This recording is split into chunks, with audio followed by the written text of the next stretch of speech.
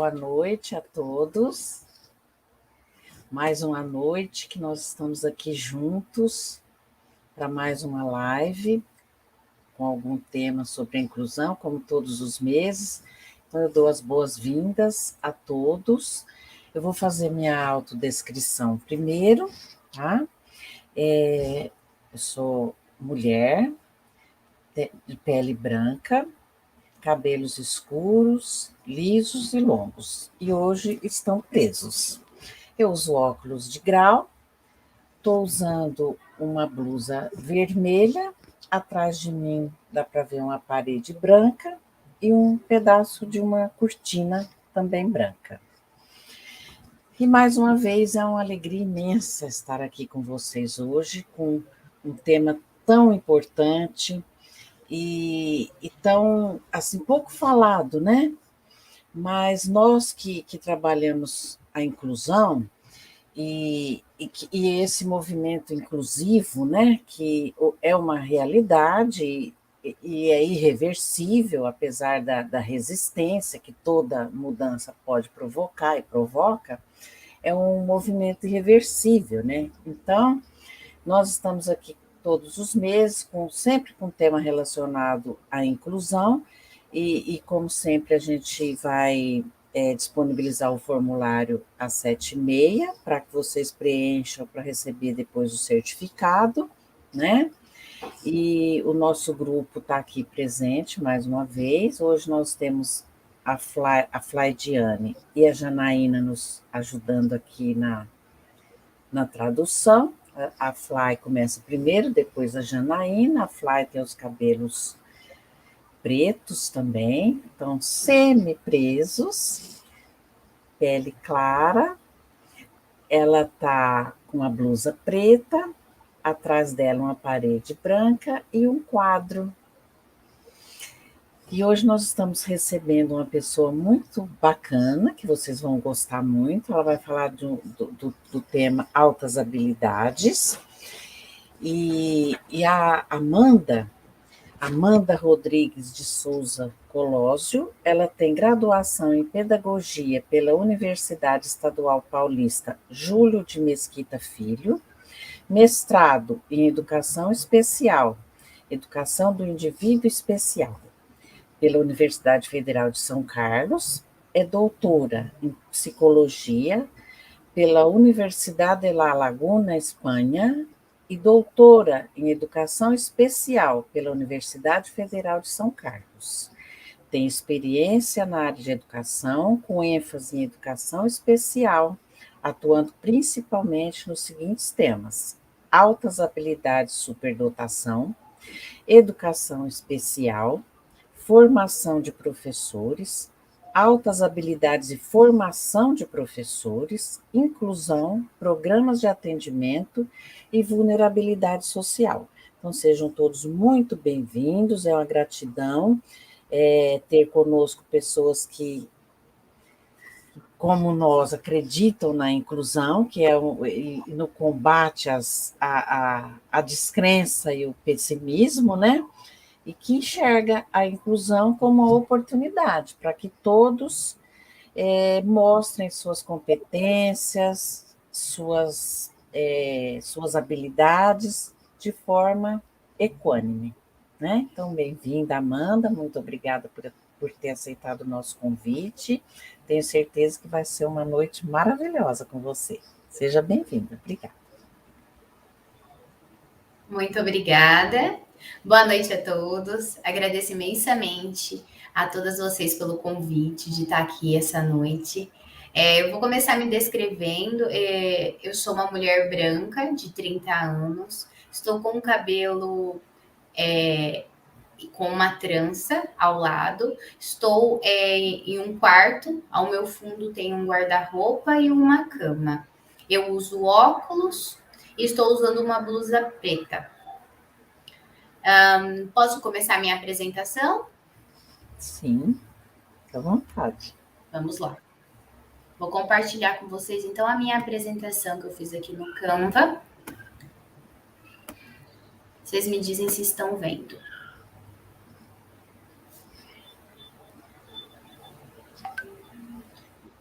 Estão enxergando? Tudo bem? Sim. Sim? Então Sim. vamos lá. Hoje o tema, né, que em conversa com a Renata a gente vai estar falando com vocês, vai ser altas habilidades ou superdotação e esse olhar para a sala de aula, né? A primeira proposta, quando eu conversei com a Renata, foi a gente quer algo assim mais prático, Amanda, para o professor da sala de aula conseguir fazer algum tipo de intervenção com esse aluno. Então, toda a minha palestra vai ser voltada mais para o tema da gente colocar um pouco a mão na massa. Antes de começar, né, com a parte prática, a gente precisa saber primeiro, né, quem é esse público. Se vocês repararem, é até confuso entender quem é o público com altas habilidades, porque tem muitos termos para definir o mesmo aluno. Então, a gente pode encontrar na legislação altas habilidades barra superdotação, igual vocês estão vendo aí. A gente pode encontrar altas habilidades ou superdotação, que é o que eu usei logo no meu título, que é o último termo legal, né? Eles trocaram a barra pelo ou. A gente pode encontrar também dotação e talento, pode encontrar altas capacidades. Todos esses termos estão se referindo à mesma pessoa, ao sujeito talentoso, ao sujeito que tem um potencial acima da média. Só que quando a gente fala de terminologia, a gente tem que ter um pouquinho de cuidado, que tem alguns termos que a gente usa para falar que, ao invés de auxiliar, né, na identificação, na intervenção desse aluno, eles atrapalham. Como, por exemplo, o termo prodígio e precoce. O que tem como os termos prodígio e precoce, né? Primeiro a gente tem que definir o que é precocidade. Precocidade é quando eu desenvolvo um comportamento antes dos demais. Então, a gente tem aí na educação infantil, as crianças normalmente começam a ler no ensino fundamental 1, mas essa criança começou a ler com 3, 4 anos, né? Ela foi precoce na leitura, quer dizer que ela leu antes da idade comum. As crianças normalmente andam próximo ao primeiro ano de vida. Não, ela tem 8 meses e ela já andou 9 meses. Então, ela foi precoce, né, na coordenação motora, no movimento aí do caminhar. Ela começou a falar muito cedo, né, muito antes do que as crianças falam. Então, todos esses comportamentos que a criança tem antes, né, que acontecem antes da idade programada, a gente fala que são crianças precoces. Então, a precocidade nem sempre quer dizer que a criança continuará a manifestar esses talentos depois. Então, ela foi, por exemplo, precoce, ela caminhou mais cedo, ela falou mais cedo, aprendeu a ler e escrever mais cedo, mas quando ela chegou no seu primeiro ou segundo ano escolar, quando os colegas também aprenderam a ler e escrever, ela deu aquela estabilizada, ou seja, ela não continuou, né, a ser precoce, a buscar outras coisas. Ela, na verdade, entrou ali na normalidade, né, no que já era esperado para a faixa etária. Então, existem crianças que são precoces. Existem crianças que são precoces e serão ou são alunos com altas habilidades. Então, é essa a diferença. Então, precoce não quer dizer que tem altas habilidades. Normalmente tende a normalizar quando chega na mesma faixa etária e os outros amigos aprendem as mesmas coisas. Gênio, um termo muito encontrado, acho que é o termo que a gente mais ouve falar na mídia. Ah, ele é um gênio na matemática, né? Aquele menino gênio na matemática, faz fórmula mais difícil que o Einstein. Gênio na música, compôs uma música mais difícil que a do Mozart. Então, a gente tem essa questão com a genialidade também, né? Eles usam o gênio de uma maneira errônea. Porque o que é o gênio? Gênio é aquele que modificou a história da humanidade. Então, quando eu falo gênio, eu estou falando de alguém que modificou a história da humanidade e normalmente essa pessoa ela é reconhecida após a sua morte. Então, não tem como eu falar que um aluno, que uma criança de 3, 4, 10, 15, 20 anos, ou até mesmo mais velho, modificou a história da humanidade. Temos, sim, grandes gênios na nossa história, né? como eu já estava falando, o Einstein, o Mozart, Beethoven e tantos outros gênios. Porém, a maior parte foi reconhecida depois que morreu, aí que foi ver o que ele produziu. Por quê? Porque quando ele estava produzindo determinado conteúdo ou falando sobre determinado assunto, estava muito à frente do tempo.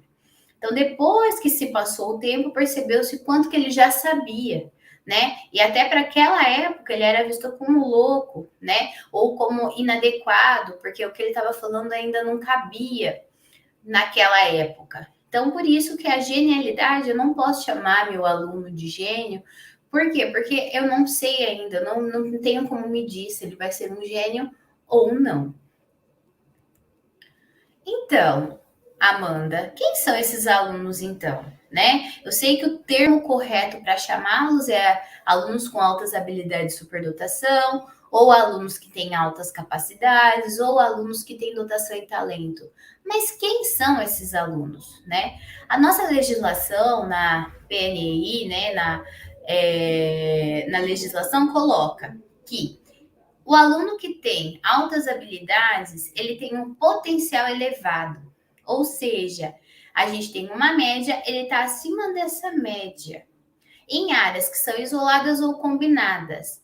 Outro mito também que se tem. Ah, então ele é bom em tudo. Não. Normalmente a pessoa tem altas habilidades em determinada área ou em determinado ponto dessa grande área. A gente vai falar um pouquinho mais sobre isso.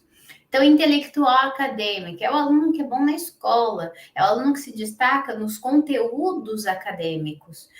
Em todas as disciplinas da escola, não, né? Então, eu tenho alunos que são excepcionais na matemática, mas são péssimos em português, são excepcionais em física, mas são péssimos em inglês. Então, não necessariamente o aluno que tem altas habilidades, ele vai ter, dentro da área acadêmica e intelectual, ser bom em tudo dessa grande área. Ele vai ser bom em coisas específicas. Esse aluno, a gente fala que é o aluno que a gente mais vê, né? O aluno que é bom na escola, ele tá visível. Por quê? Porque o aluno que é bom na escola, o professor acaba percebendo. O aluno que sabe matemática, que sabe português, que sabe física, sabe química, o professor nota. Então, é o aluno que é mais fácil de identificar do que as outras áreas que eu vou falar agora. Porque a gente tem também os líderes, né? Tem a liderança. A liderança também é uma alta habilidade, pouco conhecida. Os líderes são pessoas que, quando eles falam, quando eles têm uma movimentação aí de criar, de se posicionar, as pessoas seguem o que ele está dizendo. Né? As pessoas, elas escutam o que ele está dizendo, elas se comovem. Aquele conhecimento que ele está passando, o que ele está dizendo, leva a que muitas pessoas queiram fazer ou ser como ele. Normalmente, os líderes ocupam cargos de gestão, são os nossos políticos, são os nossos gestores aí dentro de empresas, gestores dentro de escolas, são pessoas que estão à frente, né? À frente das coisas, porque tem esse ímpeto do fazer, o ímpeto do criar, são pessoas que são líderes. E esses líderes, a liderança também, ela tem um lado que não é tão positivo, né? Porque a liderança, não necessariamente o aluno ele é bom em matemática, física, não. Ele pode ser péssimo nos conteúdos escolares, mas ser um líder nato. E o que leva os outros alunos para bagunça, né? Que motiva ali os alunos a fazerem coisas, né? Ele dá uma ideia e todo mundo segue aquela ideia. É aquele que consegue convencer as pessoas do que ele está falando, né? Tem muito argumento. Então, o líder ele tem esse lado que a gente fala que ele é mais negativo e que a gente tem que prestar muita atenção. Por quê? Porque um líder, ele é extremamente positivo numa sociedade, mas se ele não é identificado, se ele não é visto, ele pode ser um grande líder em coisas negativas. Vide o Adolf Hitler, né? Então, é um líder que levou muitas pessoas a fazerem, a acreditarem em suas ideias. Então, essa liderança, a gente tem que estar sempre ali norteando para que a gente tenha bons líderes na nossa sociedade, como qualquer outra inteligência, né? Mas é que eu foquei agora na liderança. A psicomotricidade. Outra alta habilidade que o meu aluno pode apresentar. A psicomotricidade é muito difícil de identificar na escola. Porque o que é psicomotricidade? É eu usar o meu corpo de qualquer parte manual, qualquer habilidade que o meu corpo possa proporcionar para criar ou fazer algo. Então, a psicomotricidade envolve a dança, envolve a pintura também vai para a arte, mas envolve a questão da pintura, envolve a gastronomia, envolve tudo que eu uso as minhas mãos, né? Tudo que é manual, as minhas obras que eu faço, que eu vendo nessas feiras, né? Com fuxico, com tricô, com crochê, um bom pedreiro, né? Que ele também precisa de psicomotricidade para conseguir levantar uma parede e ela ficar perfeita. Então, tudo que envolve habilidades manuais, habilidade do meu corpo, é a psicomotricidade. Essa é mais difícil porque, infelizmente, isso não é numa aula de educação física, onde envolve o esporte, a dança, né, o teatro, essas formas de demonstrar mais o meu corpo. Raramente na escola a gente consegue ver, né, um aluno que tem habilidade psicomotora. E a arte, né? A arte, como uma grande área, ela entra muito na psicomotricidade também, na questão das pinturas, da música, da composição, de todo esse olhar mais apurado para o que é artístico, para o que é belo, né? Então, essa é outra alta habilidade também que é pouco desenvolvida, é pouco visível na escola. Então, as áreas que a gente tem, que eu posso ter altas habilidades em uma ou mais de uma, é a intelectual, a acadêmica, a liderança, a psicomotricidade e a artes. Também apresentam elevada criatividade, ou seja, independente de que área ele seja, ele vai apresentar criatividade, quer fazer e fazer de maneira diferente dos demais, né? Fazer de maneira criativa, ter respostas elaboradas, ter sacadas geniais fora do, até mesmo às vezes do contexto. Ter também grande envolvimento na aprendizagem, ou seja, tem a persistência. Quando ele está fazendo algo que é do interesse dele, que ele gosta, ele é persistente. Na realização das tarefas nas áreas do seu interesse. Tem a questão de ser focado em determinada área. Ele tem persistência e se envolve no que é a área dele. Tanto é que ele quer passar o tempo todo fazendo aquilo que ele gosta. Se ele gosta de desenhar, na aula de português ele vai querer desenhar, na aula de matemática, até que chegar a aula de arte, ele fala, ufa, chegou o meu momento, porque agora eu vou poder desenhar, né? Então, ele passa querendo o tempo todo fazer aquilo. Só para a gente, assim, saber como que é a inteligência. Essa curva da inteligência da campana de Gauss, ela, não que a gente use ela na educação, se usa muito na psicologia, que é uma curva que ela é usada para testes de coeficientes de inteligência, os famosos testes de QI. Mas ele traz uma noção para a gente muito clara de quem seriam os alunos com altas habilidades. Se a gente olhar para o lado esquerdo da curva, a gente vai perceber, está escrito em espanhol, mas a gente consegue perceber que tem os alunos que têm um atraso maior mesmo, né? As pessoas que têm um atraso, mas no sentido não tão grande, o retraso, né? É um atraso muito maior, às vezes falta de habilidade de fala mesmo, de articulação de pensamento e tal. O limítrofe, né? Ele teria uma deficiência intelectual leve, que seria o que a gente falaria, né? Ele consegue fazer algumas coisas, mas um pouco aquém da normalidade. Temos o promédio, que somos nós, né? A média, né? Que possui aí mais ou menos coeficiente de inteligência, que é essa curva maior do meio, em 100. Depois a gente vai ter as pessoas que têm uma inteligência superior, uma inteligência maior, que é uma população, se a gente percebe que a curva ela começa a diminuir, né?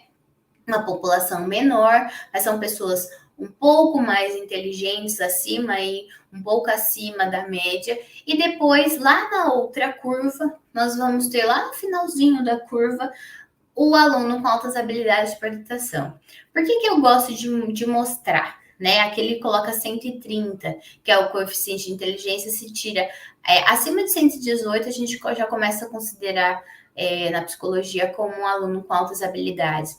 Né? O Einstein, por exemplo, dizem que ele tinha entre 130 a 150 de coeficiente de inteligência. Então, assim, é algo muito alto, mas a partir de 118 a psicologia já começa a considerar aí como um aluno das altas habilidades. Mas o que eu gosto de mostrar nesse gráfico é como é pequeno a porcentagem de alunos com altas habilidades, a mesma porcentagem que são de alunos que têm um atraso muito considerável. Né? A gente percebe aí que a curva ela se afunila. Então, ou seja, a gente é notável que a grande maioria das pessoas elas estão na normalidade e uma pequena minoria nas duas pontas aí está muito aquém ou muito além. Mas Amanda, então quem que é esse aluno, né? Tá um pouco confuso. Como que eu vou identificar ele na minha sala? Então, eu posso perceber no meu aluno algumas características. E essas características vão fazer com que fique mais fácil eu perceber se ele é um aluno que está na média, um aluno que é inteligente, um aluno que tem altas habilidades, que é diferente, né? Eu tenho um aluno que é inteligente, que é aquele aluno que faz tudo, é ótimo, de um aluno que tem altas habilidades. Por quê? Vou falar agora. Eu costumo brincar que o aluno que é inteligente, você normalmente quer guardar ele num potinho, porque ele é fofo, ele é lindo, ele senta na primeira carteira, ele faz tudo que você pede, ele é obediente. Agora, o aluno que tem as altas habilidades, não necessariamente ele vai ser assim. Então, como que é o aluno com altas habilidades? Ele tem grande curiosidade. É uma criança, é um adulto, é um idoso, né? Porque a pessoa com altas habilidades, ela tem em qualquer fase da vida dela, né? É o que ela é. Ela é uma pessoa curiosa. Ela quer saber. Ela quer saber o porquê das coisas. Ela questiona. Ela quer saber mais do que está sendo colocado. Então, é aquele aluno que quer saber por que o recreio é aquela hora, por que não é outra hora, por que ele tem que ir agora, por que depois ele não pode fazer tal coisa. E você sempre tem que estar buscando argumentos, porque só o porque sim não é suficiente. São alunos que possuem boa memória, desde muito pequenos, né? Eles conseguem lembrar de fatos que ocorreram com alto grau de precisão, né? Desde quando eles eram muito pequenos, às vezes tinham 1 ano, 2 anos, 3 anos, eles lembram dos fatos e conseguem relacionar com os fatos atuais. Então, não é só lembrar, é lembrar e relacionar. Também eles possuem persistência, que é uma marca, né, do aluno com altas habilidades, ele persistir naquilo que é do interesse dele. Tem uma atenção concentrada. Essa atenção concentrada é muito confundida com o autista, né, por causa do hiperfoco. Então, tende a ter uma confusão entre o autista Asperger com o aluno com altas habilidades. Porque você vê o aluno com altas habilidades muito tempo fazendo determinada coisa, como eu tinha dito, desenhar. Passa muitas horas fazendo a mesma coisa. Aí você fala, provavelmente é autista, porque tá lá com hiperfoco. Não, ele tem uma atenção concentrada na área dele de interesse. Como que eu sei se ele tem Asperger ou que se ele tem altas habilidades? Pelas diferenças de características. Posso ter um aluno que tem ao mesmo tempo Asperger e altas habilidades? Sim. Posso ter um aluno que tem dupla excepcionalidade, que é quando isso ocorre. Ele tem muitas características, ele apresenta muitas características de altas habilidades, mas ele tem também as tipologias do Asperger. Posso ter um aluno que tem deficiência visual e tem altas habilidades? Posso ter. Posso ter um aluno que tem dislexia, dislalia, desortografia e tem altas habilidades? Posso ter. Então, essa dupla excepcionalidade, né, a gente pode encontrar no aluno nosso da educação especial em geral, né? E de maneira mais isolada, apenas um aluno com altas habilidades. Mas essas características você pode encontrar também no seu aluno, às vezes, público-alvo da educação especial. Tem grande independência e autonomia, São crianças que desde muito pequena gostam de fazer as coisas sozinhas, né? Interesse por áreas e tópicos diversos, apesar de o aluno ter uma atenção concentrada e persistir no que ele gosta, ele, por exemplo, foi identificado na área da matemática, mas ele gosta de saber sobre a química, gosta de saber sobre literatura inglesa, ele gosta de saber sobre diversos temas, porque é uma pessoa que, primeiramente, ela é muito curiosa. Então, vários assuntos a retém, né? Não só necessariamente a área de interesse. Tem facilidade de aprendizagem, aprendem fácil, né? Nem sempre sabem o conteúdo, a gente costuma confundir como uma pessoa que aprende tudo sozinha, e não é verdade. Ele precisa passar por um processo de escolarização, precisa passar pela escola, porque, como a gente estava dizendo,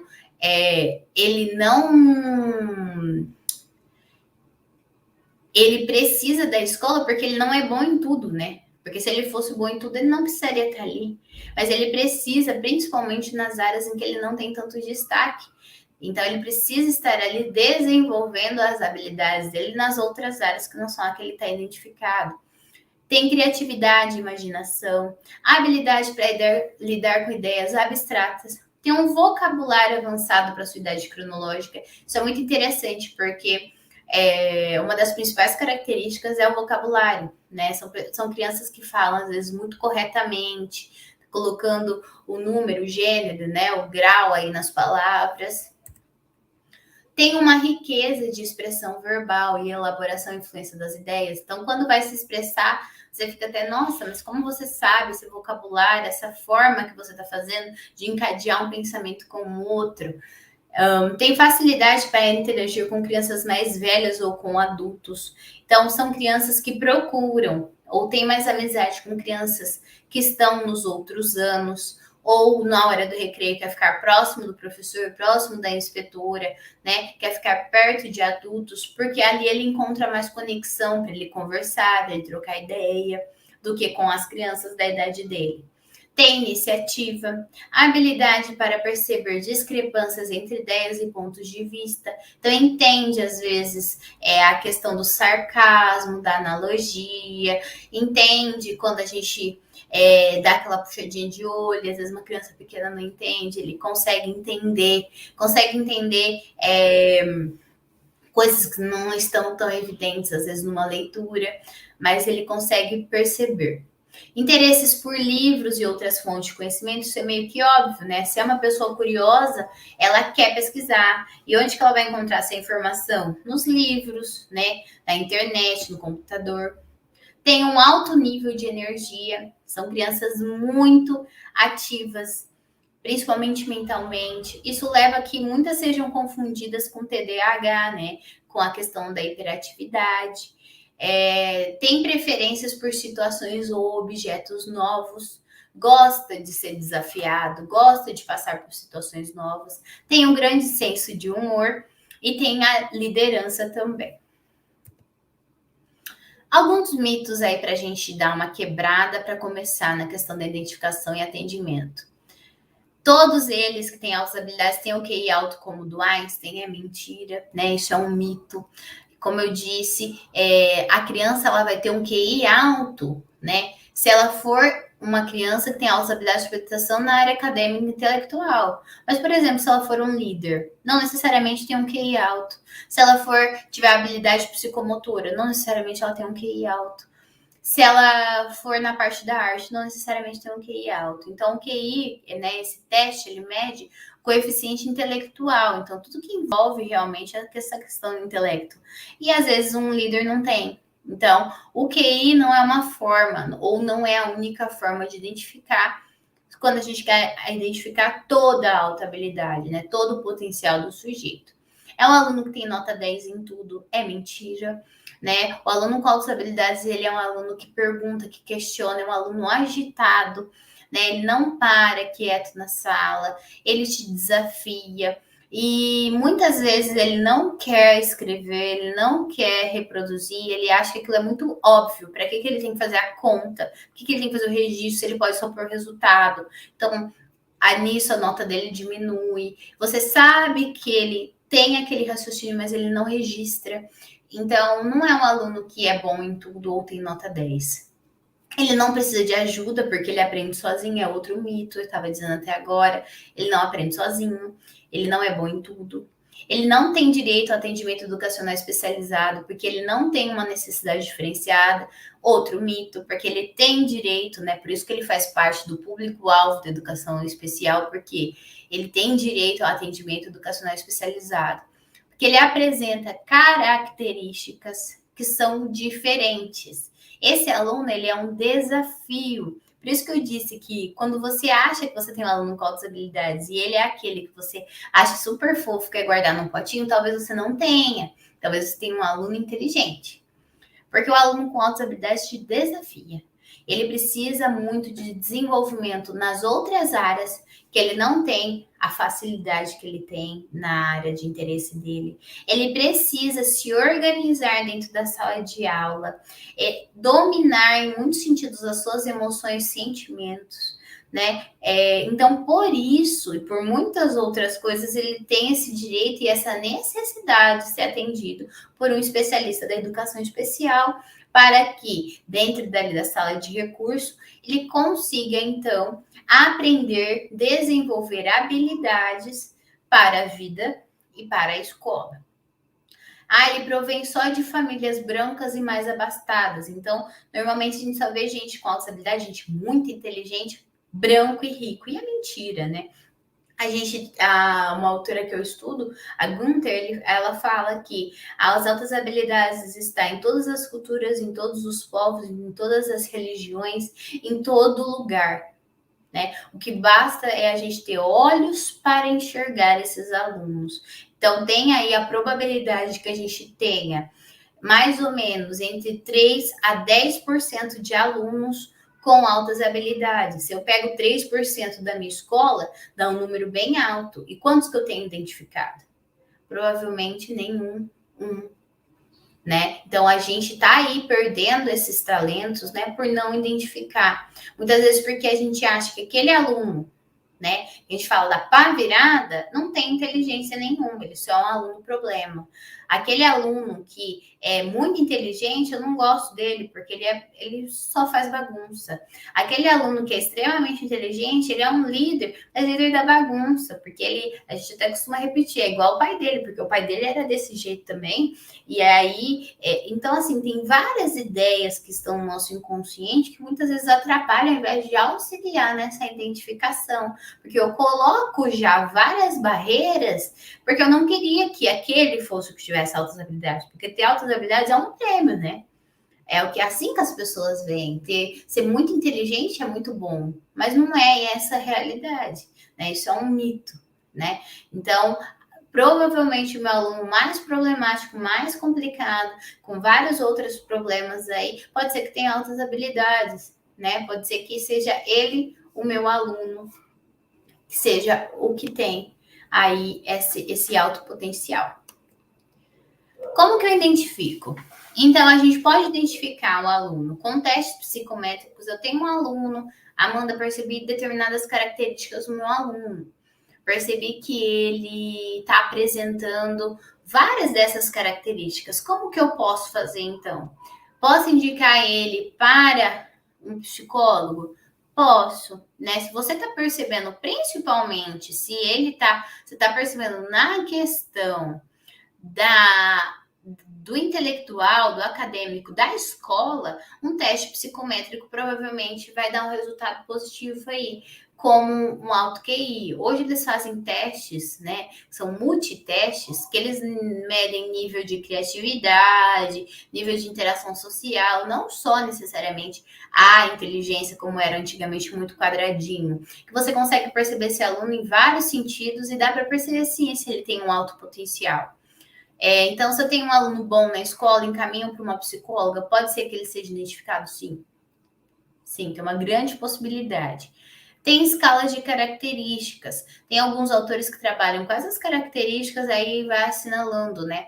Ou a criança ou um familiar ou um professor, se ele possui determinadas características. Eu posso fazer também uma identificação pelo desempenho. Eu pego um histórico desse aluno no decorrer do tempo, de como ele foi, né, em determinada área que eu vejo, né, principalmente nas anotações do professor, né, sobre esse aluno, e consigo perceber pelo desempenho dele, pela não só a nota, né, todo o desempenho que ele tem, altas habilidades, porque ele tem aí uma permanência de um comportamento. Posso fazer observação direta do comportamento, a gente tem uma ficha de identificação, inclusive eu usei na minha tese, de identificação do comportamento, em que o professor observa esse aluno e ele observa, na verdade, a turma toda e ele indica 2 alunos que apresentam habilidades em determinadas áreas. E aí ele vai colocando e depois a gente tabula esse dado e consegue trazer possíveis ali alunos com altas habilidades por computação. A gente pode fazer entrevista com a família, com o professor, e aplicar também questionários com essa família, com esses professores, às vezes professores de outros anos, ou os professores que fazem acompanhamento com esse aluno, psicólogo, psicopedagogo, de outras disciplinas, se ele já for maior. Então, o que eu estava falando, né? A Gunther fala que entre 3 a 5% da população, mas essa porcentagem ela pode chegar a 10%, da população apresenta potencial acima da média em diferentes contextos.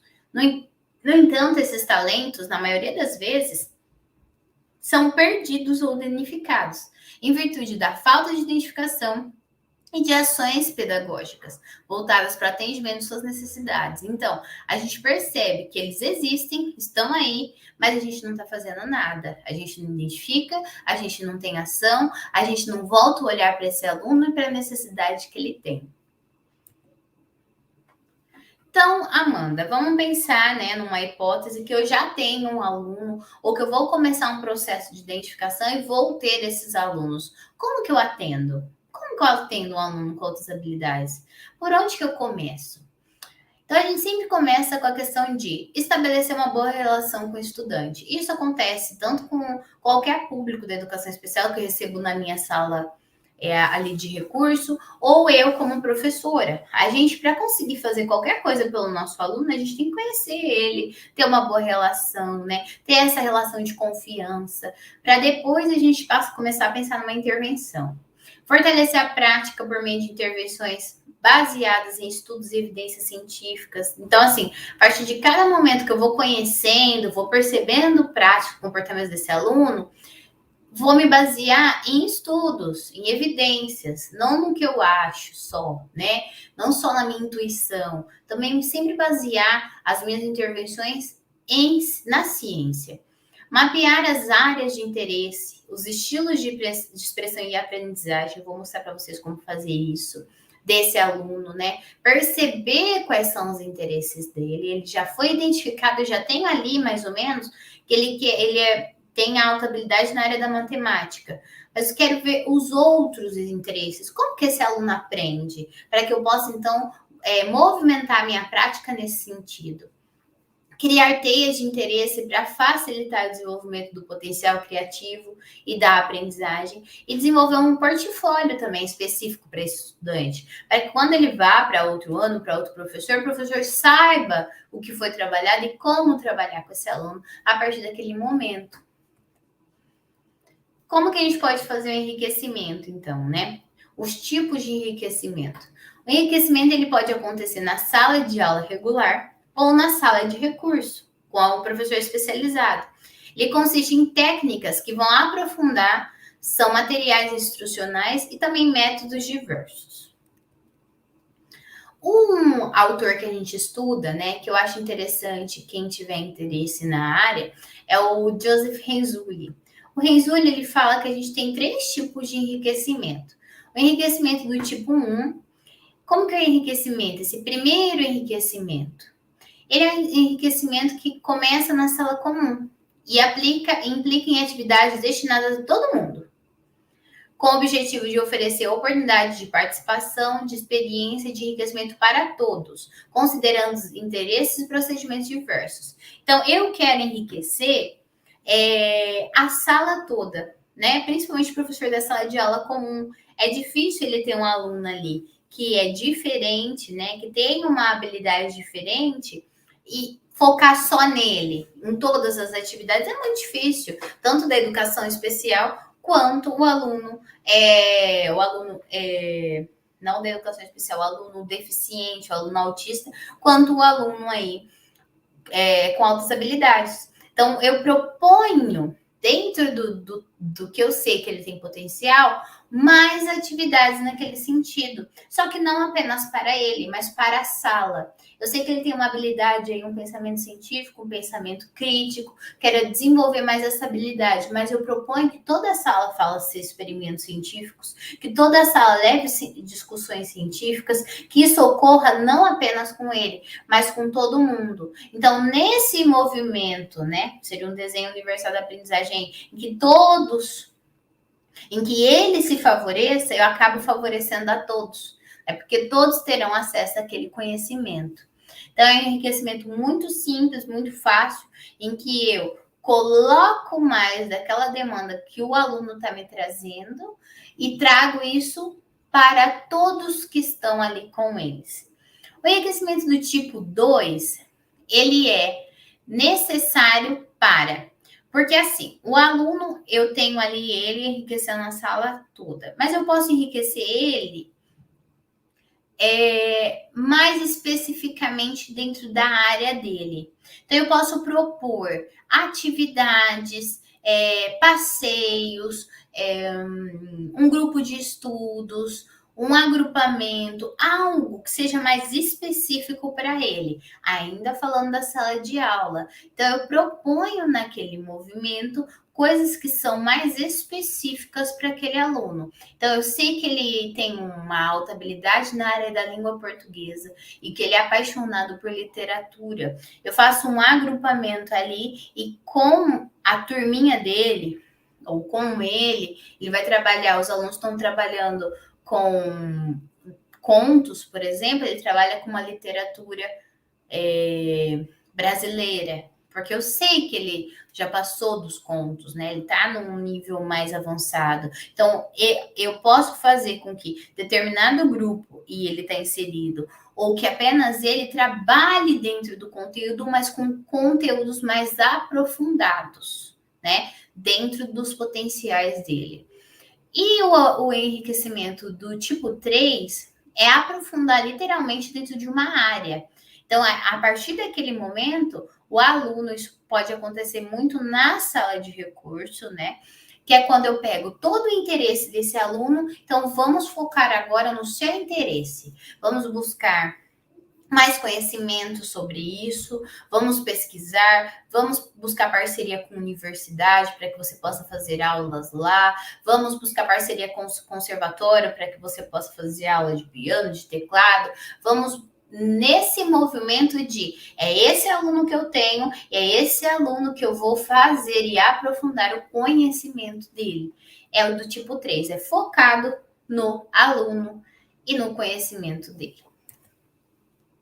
Ele fala, né, no modelo triádico, que a gente pode começar com visitas, apresentações, palestras, quando a gente está no tipo 1, atividades mais gerais, depois atividades mais em grupo, como oficina, recurso. Não se trabalha no tipo 2 somente habilidades específicas que o estudante tem interesse, mas a gente aprofunda aí também outras habilidades, né? Propõe novas perspectivas. E no tipo 3, é literalmente o processo investigativo mais profundo, né? Não é todo aluno que chega nesse ponto, ou não tão rápido. Por quê? Porque é um conhecimento que vai exigir dele muito mais. Exige investigação, né, envolvimento com problemas reais. Então, ele pode acontecer num ambiente específico ou na sala de aula. Então, não necessariamente que de um passa para o outro. Eu posso trabalhar só com enriquecimento, ou só com o outro, ou só com o outro, a depender de quem é meu aluno. Vamos lá. Também eu posso trabalhar com outras formas. Posso enriquecer o conteúdo promover adaptações do conteúdo, porque eu sei, por exemplo, eu estou alfabetizando, meu aluno já lê literatura brasileira, né? Então, eu tenho um aluno ali que eu estou alfabetizando ainda, lá no primeiro ano, e um aluno que já sabe muito mais do que eu estou tentando passar. Então, eu posso fazer adaptações para que dentro da língua portuguesa ele possa também ficar interessado, porque é extremamente cansativo, a gente como adulto sabe, quando a gente já sabe o conhecimento e tem que ficar ali acompanhando algo que para a gente já tá massivo, tá cansativo, né? Então é horrível. Então, promover para que ele tenha interesse, ampliações do currículo, verticais de área específica, né? Colocar coisas mais específicas da área dele, para que ele tenha esse interesse, horizontais, interdisciplinares com as outras disciplinas, fazer esse movimento para trazer esse aluno individual ou em grupo. Posso fazer com esse aluno tutorias específicas. A gente pode colocar ele também um tipo de enriquecimento que a gente pode fazer, que é ele em determinada disciplina, por exemplo, em português, ele acompanha a disciplina de língua portuguesa de uma turma que está à frente. Por exemplo, você está no primeiro, a do segundo, a do terceiro. Por quê? Porque o que eu estou ensinando, ele já sabe. Então, ele pode, naquela aula específica, assistir em outra turma, né? Porque assim ele vai ter interesse, é um conteúdo novo. Posso fazer também esse aluno de monitor, né? Fazer organizações que ele possa também ensinar os colegas, possa ser ali o que vai norteando um pouco o acesso desse conhecimento pelos colegas. Posso fazer um enriquecimento do contexto da aprendizagem, diversificar o meu currículo, trazer contextos que são enriquecidos, né? Fazer um agrupamento ali flexível, que favoreça também a aprendizagem dos outros alunos e a desse meu aluno. Ter uns contextos instrucionais abertos, interativos e autorregulados. Então, ter a questão de, primeiro, eu estar aberta a passar esse conhecimento, né? Levar esse conhecimento para o aluno de maneira diversificada, entendendo que dentro da aprendizagem dele, ele tem necessidades específicas, né? E que aquilo que eu estou passando, às vezes, está maçante, está cansativo. Então, não é só porque ele acaba primeiro, eu dou um livro para ele ler. Então, lê um livro aí, para ele se acalmar, né? Porque ele já fez, ele já sabe a resposta. Né? O que mais eu posso fazer? Né? Ele está aprendendo o conteúdo, ele precisa passar por aqueles conteúdos, mas o que mais eu posso fazer para que esse aluno continue ali comigo na sala de aula?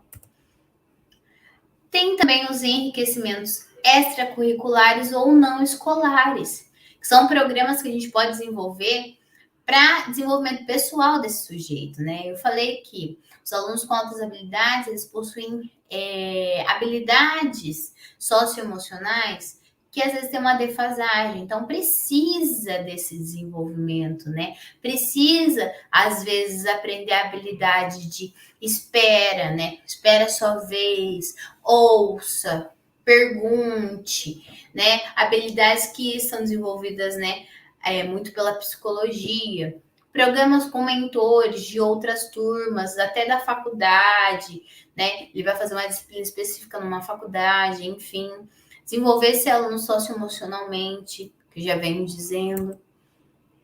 Como seria esse primeiro contato, né? Trago agora um pouco de material para vocês, que a gente já caminha aí para os 10 últimos minutinhos.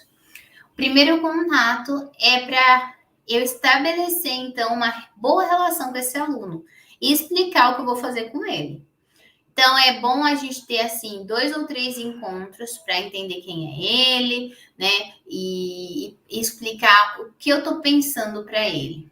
Deixa o aluno falar e escute o máximo que você puder. Faça anotações de tópicos que são importantes. Esse momento é muito importante para compreender quem que é o aluno e como ele utiliza, né, os recursos cognitivos no cotidiano dele, né, a serviço de suas emoções e da sua aprendizagem. É o momento em que eu vou conhecer literalmente o aluno. Eu sei lá que saiu que ele tem altas habilidades em matemática, mas às vezes ele quer falar sobre o último livro que ele leu, né? E aí, nesse processo de você ouvir o aluno, você vai percebendo como ele articula a fala, como ele tem a memória, como ele tem a troca de ideias, como ele tem a questão da curiosidade, né?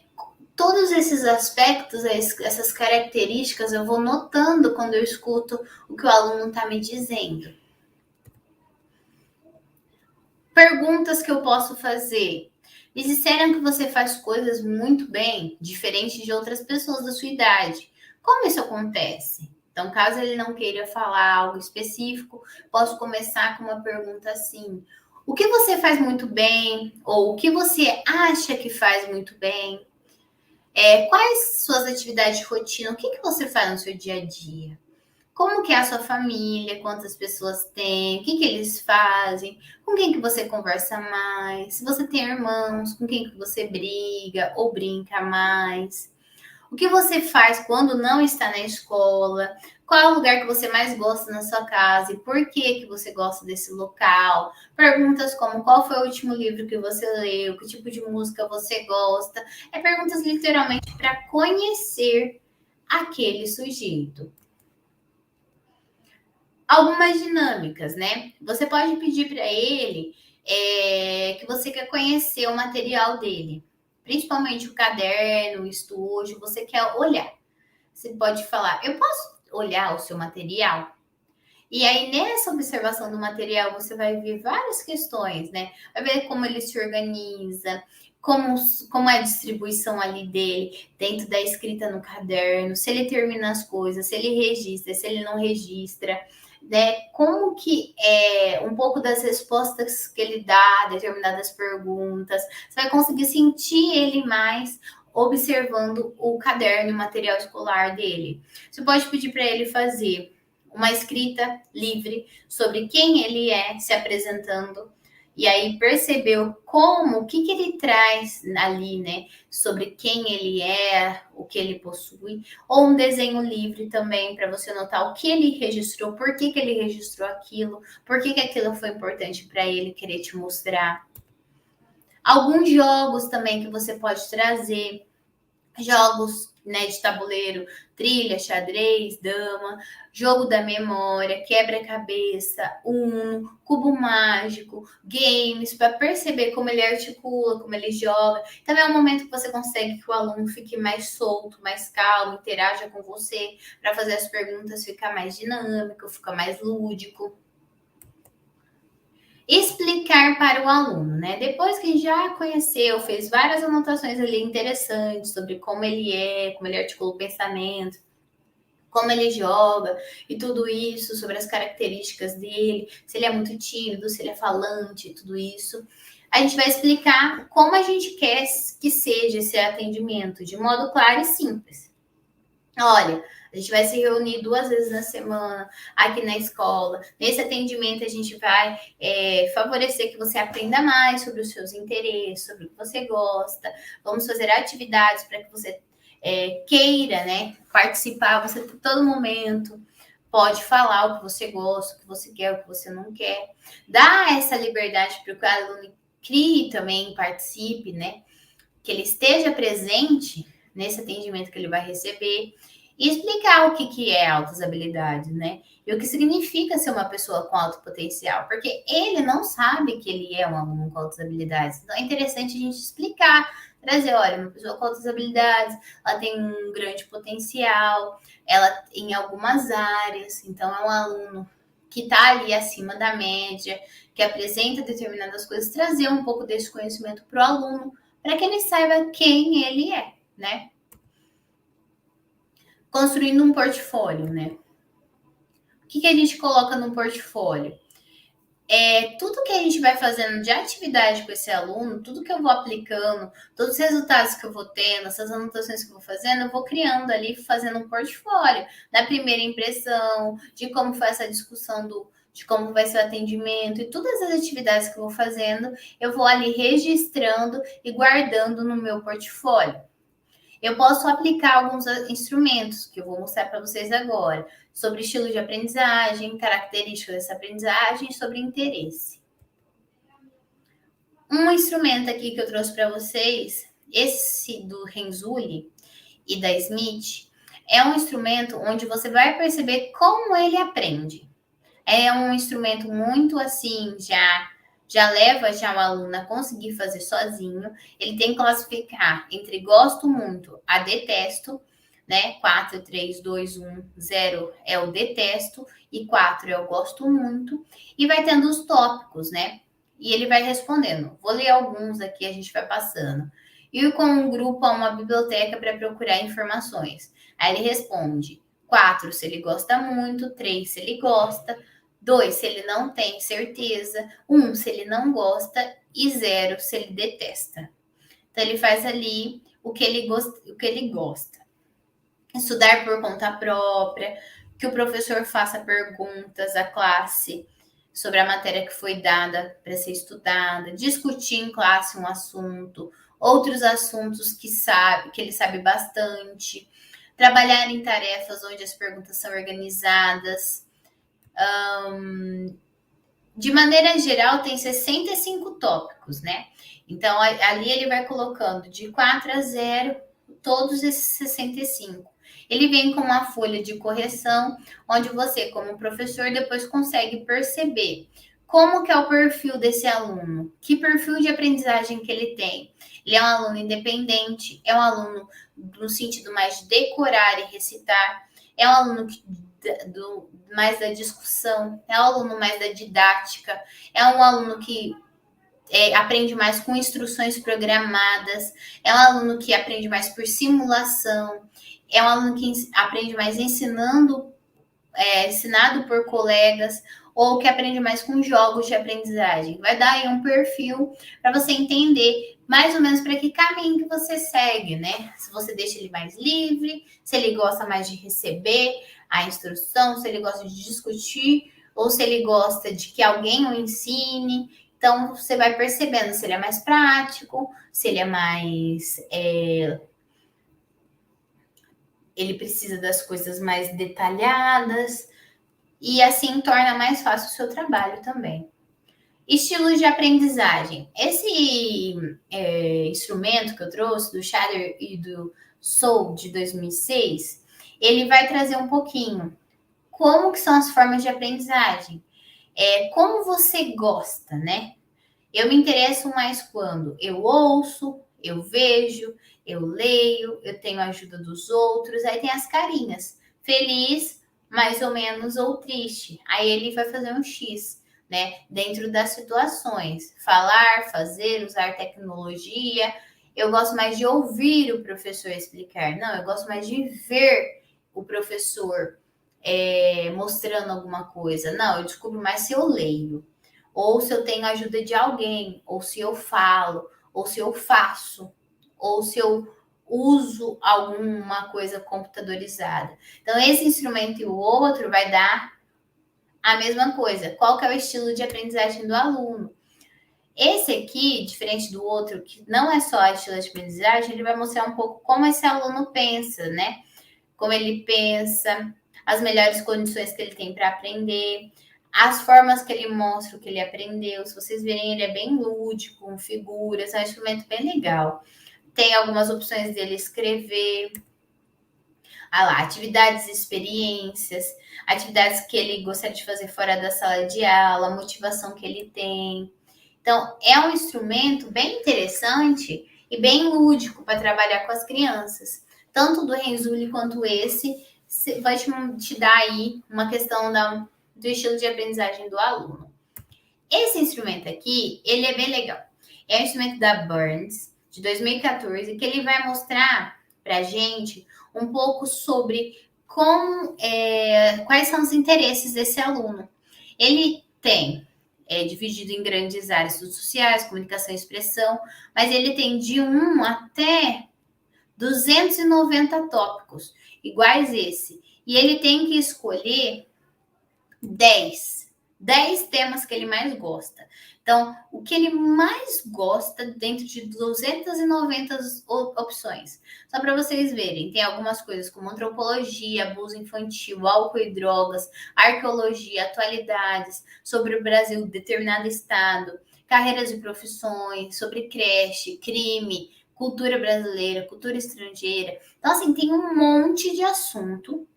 E dentro desses assuntos, dos 290, ele vai escolher 10 daqueles que ele mais se identifica. Isso vai dar uma filtrada muito boa do que ele quer, do que ele gosta para mostrar para você. Depois de você perceber esses interesses, você vai, então, separar esses itens por categoria. Quais são mais ligados ao currículo escolar, às disciplinas escolares, quais são mais ligados a esporte, a artes, a dança, ao universo, a gastronomia, assim por diante. E dentro dessas categorias, você vai, então, direcionar seu atendimento e ver o que é possível você atender, o que é possível você fazer e o que não é. Então, por exemplo, ele gosta muito de astronomia, mas não tem nenhum observatório na sua cidade, é uma coisa mais difícil. Então, você dá prioridade para outro assunto primeiro, ou conversa com ele sobre o que exatamente, se você vai conseguir nortear esse conhecimento, porque às vezes não é tudo que a gente sabe, né? Na verdade, a gente sabe pouco. Então, assim, até que ponto você consegue auxiliar, você vai ter que buscar ajuda fora da escola, né? Você vai ter que buscar parceria com outros professores para conseguir trazer esse conhecimento. Então, esse movimento que aí você vai perceber e conversar com o aluno qual caminho você vai seguir. Para finalizar, que já deu nosso horário, eu trago algumas sugestões de leitura. Esse site do Combrage, Conselho Brasileiro para Superdotação, é um site onde vocês vão encontrar muitas informações, eventos que estão acontecendo na área. Eles ofereciam antigamente uma pós-graduação em altas habilidades de superdotação. Eles disseram que estavam esperando formar a turma. Oferecem muitas informações para quem é mãe, né?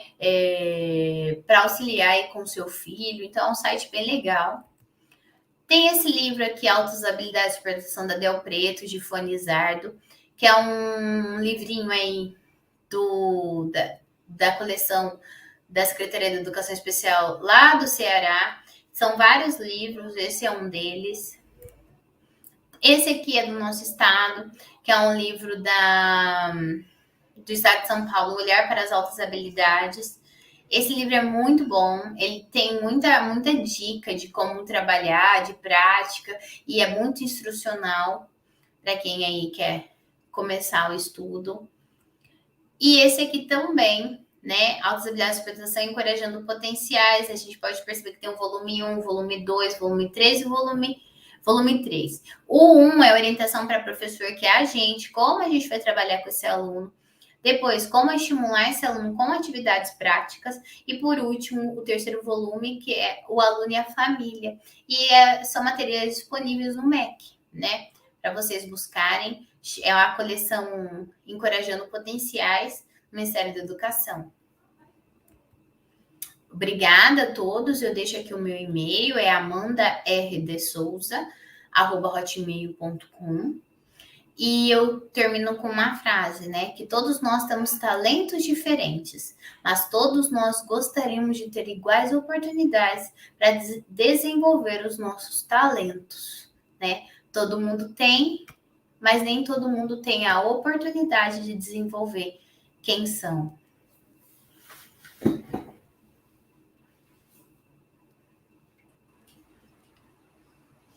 Amanda, antes da gente fazer nossas considerações finais, tem uma perguntinha no nosso chat que você poderia responder para nós? Pode. É sobre a ficha de observação, se ela pode ser feita pelo educador especial. Pode, Isa. A Isa, conheço a Isa. Beijo, Isa. Pode sim. Essa ficha pode ser usada por nós, né, que somos educadores especiais, pode ser usada pelo pedagogo. Não é uma ficha psicológica. Você precisa, literalmente, ter aí um CRP para poder aplicar. É um material que a gente pode aplicar. Sim, nós podemos usar. Sim, Isa. Eu tenho também esse material. Se você precisar, você me manda mensagem. Amanda, nós tivemos aí um público muito bacana nos assistindo hoje. A gente está aí com com professores, com mães, e então está muito bacana. E foi a sua fala veio assim, foi perfeita, a gente ficou assim, todos nós, acredito, eu tomo a liberdade de falar em nome de todos, que todos ficamos muito, nos sentindo assim, muito enriquecidos com o que você trouxe para nós hoje, coisas muito importantes para os professores e para as mães que estão nos ouvindo. E que a gente tem que se atentar sempre, né, na nossa prática, no dia a dia, com os alunos, com as crianças, né, com relação aos mitos, que eu achei super importante, porque a gente ouve muito isso. Esses mitos que você citou, a gente ouve sempre na nossa prática do dia a dia. E a gente tem que quebrar isso, né? E tudo isso que você colocou demonstra assim, claramente que a urgência, né, da gente reinventar mesmo a escola, né? Desconstruir esses conceitos que estão ali arraigados há tanto tempo, né? A gente tem que derrubar tudo isso mesmo, quebrar essas crenças enfraquecedoras, esses mitos, né? Descartar essas distorções todas que a gente vê todos os dias, né? E eu acho que deu um conforto também.